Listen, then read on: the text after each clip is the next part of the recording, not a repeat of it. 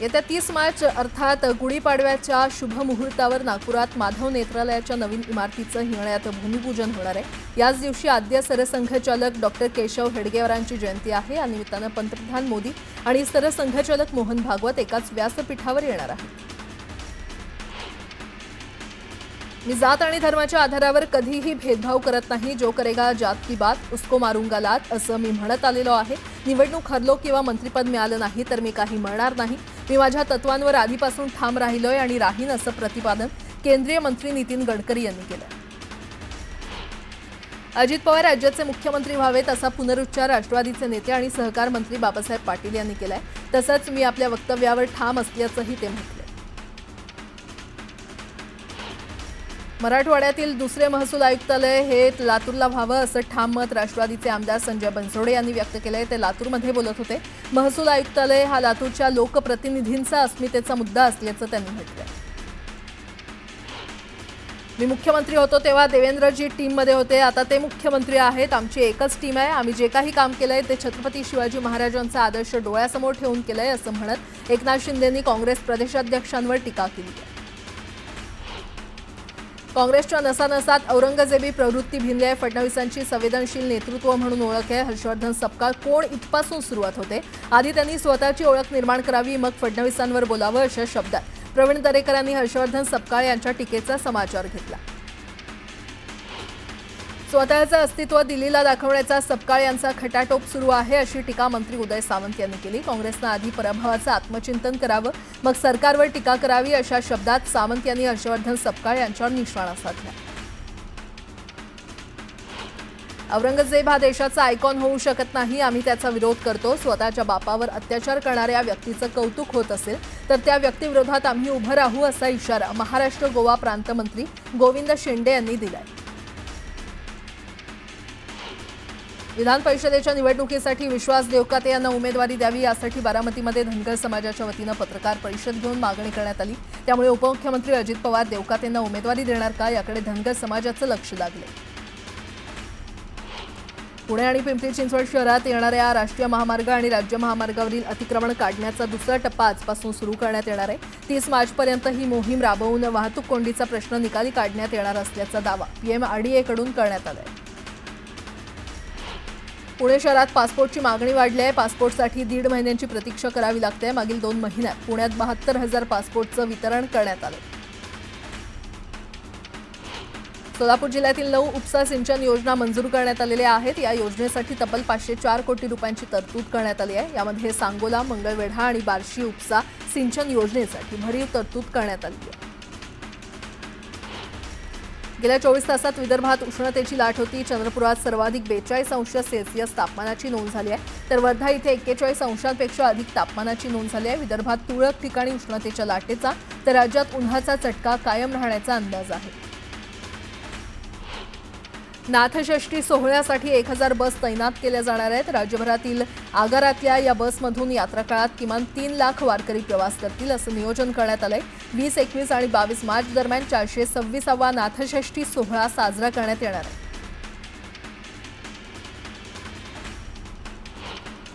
भारतीय नौदलाच्या गौरवशाली इतिहासाची साक्ष देणारी INS गुलदार ही युद्धनौका विजयदुर्ग बंदरात दाखल झाली आहे। INS गुलदार ही युद्धनौका निवृत्तीनंतर भारतीय नौदलानं महाराष्ट्र पर्यटन विकास महामंडळाकडे हस्तांतरित केली आहे। सांगली जिल्ह्यातील मिरज तालुक्यातील सलगरे इथे ग्रामस्थांना जखमी करून धुमाकूळ घालणाऱ्या माकडाला जेरबंद करण्यात आलं। या माकडानं हल्ला करून परिसरातील 11 जणांना जखमी केलं होतं। रत्नागिरी जिल्ह्यातील दापोली तालुक्यातील केळशी बंदरात मच्छी सुकवण्याची कोणतीच सुविधा नसल्यानं मच्छीमारांना नाईलाजानं खडकावर मासे सुकवावे लागतात। यासाठी नवीन ओटे बांधून द्यावेत अशी मागणी मच्छीमार बांधवांनी केली आहे। रत्नागिरी जिल्ह्यातील दापोली तालुक्यातील अनेक गावात जलजीवन मिशन योजनेच्या नळ पाणी पुरवठा कामासाठी रस्ते खणण्यात आलेत। हे रस्ते पूर्ववत न करण्यात आल्यानं वाहन चालकांना मनस्ताप सहन करावा लागतोय। मसूरचा पूर्व भाग आणि पंचक्रोशीसाठी वरदान असलेल्या हणबरवाडी धनगरवाडी योजनेच्या पहिल्या टप्प्याचं जलपूजन करण्यात आलं। आमदार मनोज घोरपडे यांच्या हस्ते यावेळी जलपूजन करण्यात आलं। यावेळी महायुतीचे पदाधिकारी उपस्थित होते। सांगलीच्या कासेगावमध्ये जयंत केसरी बैलगाडी शर्यतीचं मैदान आयोजित करण्यात आलं होतं आणि या शर्यतीत वाघोलीच्या शंभू आणि संभाजीनगर इथल्या चिमण्या जोडीनं बाजी मारली आहे. इंद्रायणी नदीच्या संवर्धनासाठी पुणे महानगर प्रदेश विकास प्राधिकरणाचा 577 कोटी रुपयांचा प्रस्ताव केंद्र सरकारकडे सादर करण्यात आलाय. तर पिंपरी चिंचवड पालिकेचा 526 कोटींचा पुनरुज्जीवन प्रकल्प राज्यस्तरीय तांत्रिक समितीच्या विचाराधीन असल्याची माहिती पंकजा मुंडे यांनी दिली आहे. पीएम ई बस सेवा योजनेअंतर्गत सांगली, मिरज, कुपवाड शहर महानगरपालिकेला 50 इलेक्ट्रिक बसेस मंजूर करण्यात आल्यात. यासाठी मिरज इथे चार्जिंग स्टेशन उभारण्यात येत असून हा अतिशय चांगला प्रकल्प इथे सुरू होतोय आणि यामुळे शहराचं प्रदूषण कमी होण्यास उपयोग होईल असं प्रतिपादन पालकमंत्री चंद्रकांत पाटील यांनी केलंय. छत्रपती संभाजीनगरमध्ये खासगी टँकर चालकांनी दरवाढ केलेली आहे. उन्हाळा सुरू होताच संभाजीनगर शहर परिसरातील बोर आणि विहिरींनी तळ गाठलाय. त्यामुळे पाणी टंचाई निर्माण झाली आहे. 2000 लिटरसाठी 400 रुपये तर 5000 लिटरच्या टँकरसाठी 700 रुपये दर आकारला जातो. महिला आणि मुलींवरील अत्याचाराचं प्रमाण वाढल्याचं मुंबई पोलिसांच्या एका अहवालात नमूद करण्यात आलंय. 2024 मध्ये बलात्कार, विनयभंग आणि मुलांवरील लैंगिक अत्याचार 12.8% वाढल्याची माहिती मिळते. पालिकेनं करोडो रुपये खर्च करून बांधलेल्या कोस्टल रोडच्या देखभालीचा खर्च करोडो रुपयांच्या घरात आहे आणि येणाऱ्या 5 वर्षात या रस्त्याच्या देखभालीवर सुमारे 85 कोटी रुपये खर्च केले जाणार आहेत. यासाठी कंत्राटदाराची नियुक्ती करण्यात येणार आहे. उपराजधानीमध्ये 40.4 अंश सेल्सिअस तापमानाची नोंद झाली आहे. नागपूरसह विविध जिल्ह्यांमध्ये उष्णतेची लाट जाणवू शकते असा अंदाज हवामान खात्यानं व्यक्त केला आहे. प्रचंड उष्णतेमुळे बाष्पीभवनाचा वेग वाढून ढग तयार झाल्यानं संपूर्ण देशात पावसाळी वातावरण तयार होतंय. राज्यात 19 ते 22 मार्च दरम्यान हलका ते मध्यम पावसाचा अंदाज आहे. मात्र विदर्भात उष्णतेच्या लाटेचा इशारा देण्यात आलाय. नागपूर जिल्हा परिषदेतील जनसुविधा, नागरी सुविधा आणि दलित वस्ती विकासासाठी डीपीसी आणि समाज कल्याण विभागाकडून मिळणारा 90 कोटींचा निधी अडकलाय. हा निधी मिळाला तरी यासाठी प्रशासकीय मंजुरी आणि निविदा प्रक्रिया राबवून तो 31 मार्चपर्यंत खर्च करणं शक्य नाही. त्यामुळे हा निधी अखर्चित राहण्याची शक्यता आहे. तापमानात झालेल्या चढ उतारांमुळे उकाडा वाढताच मुंबईत सर्दी खोकल्याचा त्रास चांगलाच बळावलेला आहे. उन्हाळ्याच्या सुरुवातीलाच अनेक जण खोकल्याच्या त्रासानं त्रस्त झाले. राज्यात तापमानाचा पारा सतत वाढतोय. त्यामुळे राज्यातील प्रमुख 32 मोठ्या धरणांमध्ये मागील 15 दिवसात 60% घट झाली आहे. 32 धरणात क्षमतेच्या 58% जलसाठा शिल्लक आहे. मुंबईतील नालेसफाई हा दरवर्षीचा कळीचा प्रश्न आहे. नाल्यांमध्ये कचरा टाकला जाऊ नये यासाठी पालिका दरवर्षी प्रयत्न करते. मात्र आता पालिकेनं नवी शक्कल लढवली आहे. सर्व नाल्यांवर जाळ्यांचं संरक्षण बसवण्यात येणार आहे आणि त्यामुळे कचरा न जाण्यासह पावसाळ्यातील दुर्घटना देखील टाळण्यास मदत होईल. शेतकऱ्यांची संपूर्ण माहिती संकलित करण्याच्या हेतूनं ॲग्रीस्टॅक योजना राज्यभर लागू करण्यात आली आहे. या अंतर्गत राज्यात आतापर्यंत 78 लाखांहून अधिक शेतकऱ्यांचे फार्मर आयडी तयार करण्यात आलेत. यामध्ये नाशिक, अहिल्यानगर जिल्ह्यानं आघाडी घेतली आहे. राज्यात 1 एप्रिल 2024 ते 31 जानेवारी 2025 या कालावधीत गर्भपाताच्या औषधांच्या गैरवापराची 5 प्रकरणं आढळली आहेत. जालना, छत्रपती संभाजीनगर, बुलढाणा आदी ठिकाणी 24 आरोपींवर गुन्हे दाखल करण्यात आलेत. त्यात 4 डॉक्टरांचाही समावेश असून त्यांना अटक करण्यात आल्याची माहिती सार्वजनिक आरोग्य मंत्री प्रकाश आंबेडकर यांनी अधिवेशनादरम्यान दिली आहे. कोकण किनारपट्टीतील रायगड, रत्नागिरी, सिंधुदुर्ग या 3 जिल्ह्यांची सागरी किनारपट्टी जैवविविधतेच्या दृष्टीनं समृद्ध आणि सुरक्षित झाली आहे. ऑलिव्ह रिडले कासवांच्या गेल्या 22 वर्षातील 250 पिल्लांवरून विक्रमी 4 लाख पिल्लांचं प्रजोत्पादन झालेलं आहे. निवृत्तीनंतर 3 महिन्यात सरकारी निवासस्थान न सोडणाऱ्या कर्मचाऱ्यांवर दंडात्मक कारवाईबरोबरच गुन्हा दाखल करण्यात येणार आहे. या आदेशाची गंभीर दखल घेत मुंबई उच्च न्यायालयानं राज्याच्या सामान्य प्रशासन विभागाला खुलासा करण्यास सांगितले.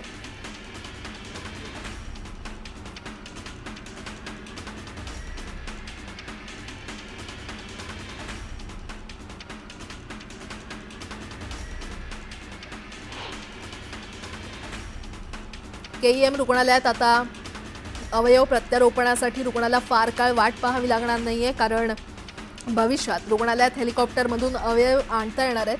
त्यासाठी प्रस्तावित 45 मजली आयुष्मान शताब्दी टॉवरवर हेलिपॅड उभारण्यात येणार आहे.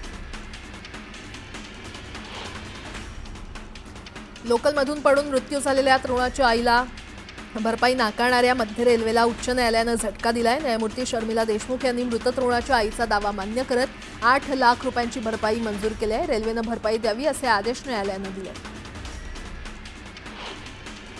मध्य रेल्वे मार्गावरील प्रवास गतिमान होणाऱ्या बदलापूर ते कर्जत मार्गावर तिसऱ्या आणि चौथ्या मार्गिकेच्या प्रकल्पाला सरकारनं मंजुरी दिली आहे।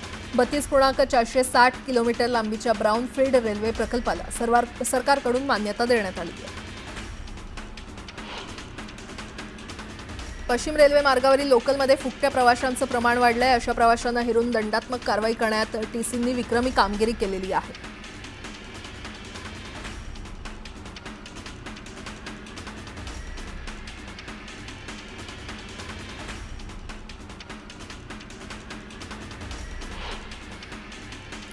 इंडिया सहकारी बँक 122 कोटींच्या अपहार प्रकरणी फरार असलेला अरुणाचलम उल्लनाथन मारुथवर उर्फ अरुणभाई हा आर्थिक गुन्हे शाखेच्या पोलिसांना शरण आलाय। त्याच्या अटकेनं अटक आरोपीची संख्या 6 इतकी झाली आहे। पोलिसांनी त्याची बँक खाती गोठवल्यानं तो शरण आल्याचं सूत्रांनी सांगितलं। नवी मुंबई आंतरराष्ट्रीय विमानतळ प्रकल्पाचं उद्घाटन जून महिन्यात होईल असं अदानी समूहाचे अध्यक्ष गौतम अदानी यांनी जाहीर केलं। विमानतळाला भेट देऊन त्यांनी सुरू असलेल्या कामांची पाहणी केली। तर या विमानतळामुळे मुंबईच्या छत्रपती शिवाजी महाराज आंतरराष्ट्रीय विमानतळावरील ताण कमी होणार आहे। मुंबई रेल्वे विकास कॉर्पोरेशनच्या माध्यमातून सुरू असलेल्या विरार डहाणू चौपदरीकरणाचं काम 35% पूर्ण झालेलं आहे। तर 2027 पर्यंत हे काम पूर्ण करण्याचं MRVCचं लक्ष्य आहे अशी माहिती रेल्वेच्या संबंधित अधिकाऱ्यांनी दिलेली आहे। मुंबईत एसटी कंत्राटदार कंपनीनं दिलेल्या मुदतीमध्ये 5150 गाड्या न पुरवल्यानं महामंडळानं कंपनीला पत्र पाठवलंय। मेच्या 22 तारखेपर्यंत 1287 बस न पुरवल्यास कंत्राट रद्द करण्याचा इशारा परिवहन खात्याचे मुख्य सचिव संजय सेठी यांनी या पत्राद्वारे कंपनीला दिलाय। अहिल्यानगर जिल्ह्यातील दाणेवाडी येथील 18 वर्षीय माऊली गव्हाणे या तरुणाच्या निर्घृणपणे हत्येचा अखेर उलगडा झालाय। यामध्ये एका अल्पवयीन आरोपीला ताब्यात घेतलं असून या हत्येचं कारण अद्याप अस्पष्ट आहे। आरोपींनी माऊली गव्हाणेची निर्घृणपणे हत्या करत कट्टरच्या सहाय्यानं शीर, धड आणि हातपाय गावातीलच वेगवेगळ्या विहिरींमध्ये फेकून दिले होते आणि त्यामुळे या हत्याकांडानं परिसरात तणावपूर्ण वातावरण आहे। बोरिवलीतील संजय गांधी राष्ट्रीय उद्यानाचे प्रवेश शुल्क 94 वरून 103 रुपये केलेलं आहे। तसंच इतर तिकिटांच्या दरातही 10% वाढ करण्यात आली आहे। उन्हाळी सुट्टीच्या तोंडावर ही मोठी दरवाढ केली आहे। परिणामी नॅशनल पार्कमध्ये पर्यटकांची संख्या कमी झाली आहे। पनवेल आणि कर्जत यांना जोडणाऱ्या रेल्वे मार्गाचं काम प्रगतीपथावर असून त्यात एक महत्त्वाचा टप्पा पार करण्यात यंत्रणांना यश आले। या मार्गावर मोहोपे स्टेशनवरून पहिला एंड अनलोडिंग रेक चालवण्यात आलाय। मुंबईसह ठाणे, नवी मुंबईत इमारतीचं बांधकाम करणाऱ्या कामगारांची सुरक्षा वाऱ्यावर आहे। अनेक प्रकल्पांमध्ये नियमन धाब्यावर बसवले जात आहेत। परिणामी अनेक दुर्घटनांमध्ये कामगारांना आपला जीव गमवावा लागतो। मुंबई महापालिकेनं घरोघरी शौचालय उभारणीसाठी वैयक्तिक 11,000 रुपयांचं अनुदान देण्याचा निर्णय घेतला। यापूर्वी घरगुती शौचालयासाठी केंद्र शासनाचे 4,000 आणि राज्य शासनाचे 1,000 रुपयांबरोबर महापालिकेकडून 2,000 रुपयांचं अनुदान देण्यात येत होतं। आता ही रक्कम वाढवल्यानं लाभार्थ्याला एकूण 16,000 रुपयांचं अनुदान मिळणार आहे। शिधापत्रिकेला आधार क्रमांक जोडून त्यानुसार शिधापत्रिकेवरील नाव योग्य असल्याची खात्री करण्यासाठी ई-केवायसीसाठी राज्य सरकारनं 31 मार्चची मुदत दिली आहे। त्यानंतर ई-केवायसी न करणाऱ्यांची नावं रेशन कार्डवरून वगळण्यात येतील।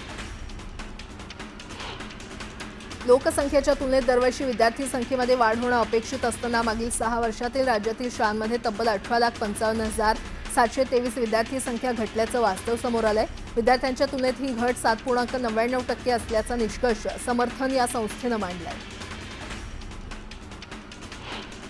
राज्यातील 18 जिल्ह्यातील प्राथमिक आरोग्य केंद्राचं सौर ऊर्जीकरण करण्यात येणार आहे। सध्या 8 जिल्ह्यातील प्राथमिक आरोग्य केंद्राचं सौर ऊर्जीकरण पूर्णत्वास आलंय, तर 10 जिल्ह्यात सौर ऊर्जीकरण प्रकल्प कार्यान्वित करण्यात येणार आहे। पुणे महापालिकेची उद्यानं आता रात्री 9 पर्यंत खुली राहणार आहेत। उन्हाची तीव्रता वाढत असून शालेय सुट्ट्या सुरू असल्यानं पुणे महापालिकेनं सार्वजनिक उद्यानांची वेळ 1 तास वाढवण्याचा निर्णय घेतला। बदलापूर पूर्वेच्या गांधी चौक परिसरात असलेल्या जलकुंभाची दुरवस्था झालेली आहे, त्यामुळे एखादी व्यक्ती किंवा कामगार या ठिकाणी गेल्यास पायऱ्यांचा स्लॅब कोसळून दुर्घटना होण्याचा अंदाज व्यक्त होतोय। यावरून स्थानिकांनी नाराजी व्यक्त केली आहे।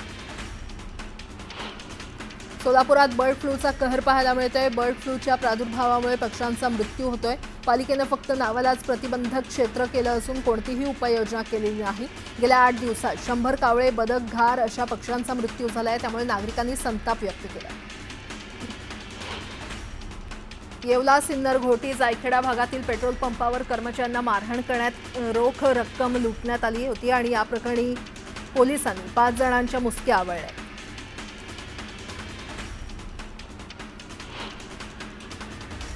उबाठाच्या वतीनं कल्याणमधील रामबाग शाखेत यंदाही आगळावेगळा देखावा करण्यात आलाय। छत्रपती शिवाजी महाराजांविरोधात वक्तव्य करणाऱ्यांचा निषेध व्यक्त करण्यात आलाय। यात भाजप नेत्यांचा जाहीर निषेध करण्यात आलाय। उन्हाचा कडाका वाढल्यानंतर भाज्यांच्या दरातही वाढ झाली आहे। किलोमागे भाज्यांचा दर 80 ते 120 रुपयांच्या घरात जाऊन पोहोचलाय। लिंबू, काकडी आणि गवारच्या दरातही वाढ झालेली आहे। हरभऱ्याची आवक दिवसेंदिवस वाढत चालली आहे। सिल्लोडच्या बाजारात हरभऱ्याची 3 क्विंटल इतकी आवक झाली आहे। सिल्लोडमध्ये हरभऱ्याला सरासरी 5200 रुपये, तर पुणे बाजारात हरभऱ्याला सर्वसाधारण 7750 रुपये इतका दर मिळाला आहे।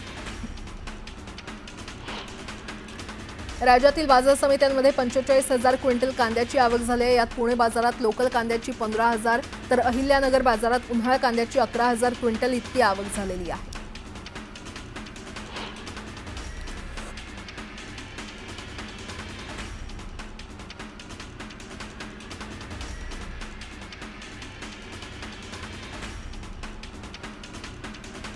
राज्यातील बाजार समितीमध्ये 254 क्विंटल गव्हाची आवक झाली आहे। गव्हाला 2,625 रुपये प्रति क्विंटल इतका दर मिळाला आहे। सोयाबीनची मागणी घटल्यानं सोयाबीनच्या दरात घसरण झाली आहे। सोयाबीनचा हमीभाव 4,892 रुपये असताना सोयाबीनला केवळ 3,626 रुपये इतका दर मिळतोय। त्यामुळे शेतकरी आर्थिक अडचणीत सापडलाय। देशातील साखरेचं उत्पादन गरजेपेक्षा कमी होणार असल्यानं साखरेचे दर वाढण्याची शक्यता आहे। देशाला वर्षाला 280 लाख टन साखर लागते, मात्र यंदा 259 लाख टन साखरेचं उत्पादन होईल असा अंदाज राष्ट्रीय सहकारी साखर महासंघानं वर्तवलाय। छत्रपती शिवाजी महाराजांचा तिथीनुसार शिवजन्मोत्सव किल्ले शिवनेरी गडावर संपन्न होतोय। या निमित्तानं रात्रीपासूनच शिवभक्त शिवज्योत घेऊन शिवनेरीवर दाखल होत आहेत। मंत्री नितेश राणे यांच्या उपस्थितीमध्ये शिवनेरीवर शिवजन्मोत्सव साजरा होणार असून विद्युत रोषणाईसह विविध फुलमाळांनी सजावट करत दीपोत्सवानं शिवनेरी झळाळून निघाले। छत्रपती शिवाजी महाराज जयंतीनिमित्त शिवज्योत आणण्यासाठी राज्यभरातून शिवभक्त हिंदवी स्वराज्याची राजधानी असलेल्या किल्ले रायगडावर दाखल झाले होते। शिवरायांच्या समाधीस्थळी प्रज्वलित केलेली शिवज्योत घेऊन शिवभक्त आपल्या गावी निघाल्याचं चित्र पाहायला मिळालं। राज्यातील औषध विभागात मोठ्या प्रमाणात रिक्त पदांमुळे त्याचं कामकाज अडचणीत आलेलं आहे। मंजूर पदांपैकी तब्बल 75% पदं रिक्त आहेत। राज्यात 200 औषध निरीक्षकांची पदं मंजूर असून त्यापैकी केवळ 48 पदांवर अधिकारी कार्यरत आहेत। तसंच बनावट औषधांचा तपासणी अहवाल येण्यास विलंब लागत असल्यामुळे त्याचा परिणाम रुग्णांवर होतोय। नाशिक आणि त्र्यंबकेश्वर इथे भरणारा कुंभमेळा हा साधारणतः 13 महिने कालावधीचा असतो, मात्र यंदा तब्बल 71 वर्षांनी अभूतपूर्व योग येणार आहे। गुरुग्रहानं सिंह राशीमध्ये प्रवेश केल्यानंतर तो 2 वेळा वक्री होणार आहे आणि त्यानंतर तो नियमित भ्रमण करून पुढील राशीत 24 जुलै 2028 रोजी प्रवेश करणार आहे। त्यामुळे यंदाचा कुंभमेळा तब्बल 28 महिने चालणार आहे। भारतात प्रवेश करण्यासाठी, राहण्यासाठी किंवा बाहेर पडण्यासाठी बनावट पासपोर्ट किंवा व्हिसा वापरणाऱ्या कोणत्याही व्यक्तीला 7 वर्षांपर्यंत तुरुंगवास आणि 10 लाख रुपयांपर्यंत दंड ठोठावण्यात येईल। नवीन इमिग्रेशन विधेयकात ही तरतूद करण्यात आली आहे। अमरावती जिल्हा सामान्य रुग्णालयामध्ये एका रुग्ण महिलेनं परिचारिकेवर चाकू हल्ला केला। या हल्ल्यात परिचारिका गंभीर जखमी झाली असून तिचं नाक, जबडा फाटलाय। या प्रकरणी गुन्हा दाखल करण्यात आलाय। यामुळे पुन्हा एकदा सुरक्षेचा प्रश्न ऐरणीवर आलाय। रायगड जिल्ह्यातील महाड तालुक्यातील विन्हेरे विभागातील महावितरणचा कर्मचारी विद्युत प्रवाह सुरू करण्याचं काम करत असताना अचानक विद्युत प्रवाह सुरू झाल्यानं कर्मचाऱ्याला शॉक लागला असून तो गंभीर जखमी झालाय। त्याच्यावर रुग्णालयामध्ये उपचार सुरू आहेत। रायगडमध्ये बंदूक हाताळत असताना केलेला निष्काळजीपणा एकाच्या जीवावर बेतलाय। बंदुकीतून सुटलेली गोळी लागून एकाचा मृत्यू झालाय। ही घटना महाड तालुक्यातील वाळण खुर्द गावच्या जंगल भागात घडली। या घटनेनंतर महाड MIDC पोलिसांनी तपास करून गुन्हा दाखल केलाय। छत्रपती संभाजीनगर जिल्ह्यातील पाझर तलावात पोहण्यासाठी गेलेल्या 3 मुलांचा पाण्यात बुडून मृत्यू झाल्याची घटना गंगापूर तालुक्यातील वैरागड शिवारात घडलेली आहे। गौरव शेजवळ आणि ऋषिकेश वागचौरे आणि अजय मिसरे अशी मृतांची नावे आहेत। पाण्याचा अंदाज न आल्यामुळे त्याचा पाण्यात बुडून मृत्यू झालाय। कोणतीही नोटीस न देता खोक्याचं घर पाडण्यात आल्याचा आरोप सुरेश धस यांनी केलाय। भोसले कुटुंबांच्या पुनर्वसनासाठी प्रयत्न करणार असल्याचंही ते म्हटलेत। संतोष देशमुख हत्या प्रकरणाला वेगळं वळण देण्यासाठी जुने व्हिडिओ काढून बदनाम करण्याचा प्रयत्न सुरू असल्याचा आरोपही धस यांनी केलाय। खोक्याने ढाकणे कुटुंबाला चुकीच्या पद्धतीने मारहाण केली असं म्हणत ढाकणे कुटुंबाला वैद्यकीय उपचारासाठी लागणारी मदत करण्याचं आणि उर्वरित लागणारा खर्च देण्याचं आश्वासन धस यांनी दिलं। किरीट सोमय्यांवर कारवाई करण्याची मागणी तंजीमे इन्साफ संघटनेनं केलेली आहे। बांगलादेशी रोहिंग्यांच्या आडून मुस्लिम धर्मियांना टार्गेट केलं जातंय असा आरोप करत संघटनेनं पोलिसांकडे तक्रार दाखल केली आहे। शिवछत्रपती क्रीडा पुरस्कार प्राप्त खेळाडूंच्या थेट नियुक्तीचा प्रस्ताव गेले अनेक वर्ष प्रलंबित आहे आणि येत्या काही दिवसात कॅबिनेटमध्ये यावर निर्णय व्हावा यासाठी खेळाडू सागर मगरे यांनी उपमुख्यमंत्री अजित पवार यांची भेट घेतली। मुंबई पोलीस आर्थिक गुन्हे शाखेनं न्यू इंडिया कोऑपरेटिव्ह बँक घोटाळ्यातील प्रमुख आरोपी उल्लाथन अरुणाचलम याला अटक केलेली आहे। आरोपीला 18 मार्चपर्यंत पोलीस कोठडी सुनावण्यात आली आहे। 122 कोटींच्या घोटाळ्याचं प्रकरण उघडकीस आल्यापासून अरुणाचलम हा फरार होता। नाशिक जिल्ह्यातील कळवणमध्ये एका ग्रामसेवकाच्या पत्नीनं विष प्राशन करत आत्महत्येचा प्रयत्न केला। आमदार नितीन पवार आपल्या पतीला वारंवार त्रास देत असल्याचा आरोप या महिलेनं केला। विधानसभा निवडणुकीत विरोधात काम केल्याचा राग काढत असल्याचं या महिलेनं तक्रारीत म्हटलंय। तर या आरोपात कुठलंही तथ्य नसल्याचं म्हणत आमदार पवार यांनी आरोप फेटाळून लावले। शिवनेरी शयनयान इलेक्ट्रिक 2 बस ऑर्डिनरी स्लीपर या बसमध्ये दिव्यांगांसाठीची 1-4 सुविधा अद्याप सुरू करण्यात आलेली नाही, पण लाडक्या बहिणींना अर्ध्या दरात तिकीट आणि ज्येष्ठांना मोफत प्रवास दिला जातोय। त्यामुळे नागरिकांनी राज्य परिवहन मंडळाला सवाल केले। यवतमाळ जिल्ह्यातील 9 एसटी डेपोला प्रत्येकी 10 अशा एकूण 90 नव्या एसटी बसेस उपलब्ध होत आहेत। त्यापैकी यवतमाळ आणि उमरखेड या डेपोला प्रत्येकी 5 बसेस मिळाल्यात। या बसेसचं पालकमंत्री संजय राठोड यांच्या हस्ते लोकार्पण करण्यात आले। तुळजापूर ड्रग्ज प्रकरणाला वेगळं वळण आलंय। ड्रग्ज प्रकरणातील आरोपी भाजपचे आमदार राणा जगजितसिंह पाटील यांचे कार्यकर्ते असल्याचा आरोप काँग्रेस जिल्हाध्यक्ष धीरज पाटील यांनी केलाय। ड्रग्ज प्रकरण गंभीर असून त्यावरून राजकारण करणं चुकीचं आहे। दरम्यान धीरज पाटलांनी आरोप केलेला कार्यकर्ता काँग्रेसचाच असल्याचं पलटवार तुळजापूरचे माजी नगराध्यक्ष सचिन रोचकर यांनी केलं। राज्याचे वैद्यकीय शिक्षण मंत्री हसन मुश्रीफ यांनी विठ्ठल रुक्मिणी मातेचं दर्शन घेतलं। यावेळी मंदिर समितीनं मुश्रीफांचा शाल आणि विठुरायाची मूर्ती देऊन सत्कार केला। वाशिमच्या काळामाथ्यामधील बंजारा समाजाच्या लेंगी नृत्यावर आमदार अमित झनक यांनी ठेका धरला। यावेळी अमित झनक यांनी बंजारा संस्कृतीचं जतन करण्याच्या उपक्रमाचं कौतुक केलं। उपमुख्यमंत्री एकनाथ शिंदे यांच्या हस्ते ठाण्यातील कोपरी परिसरात शिवजयंतीच्या पूर्वसंध्येला शिवाजी महाराजांच्या स्मारकाचं अनावरण झालं। या समारंभानंतर त्यांनी साळवे चौकात आद्य क्रांतिकारी लहुजी वस्ताद यांना अभिवादन केलं। आमदार अब्दुल सत्तार यांच्या शिवसेना संपर्क प्रमुख कार्यालयामध्ये युवासेनेच्या प्रमुख पदाधिकारी आणि कार्यकर्त्यांची बैठक आयोजित करण्यात आली होती। या विजय महाराष्ट्र दौऱ्याअंतर्गत या बैठकीचं आयोजन करण्यात आलं होतं।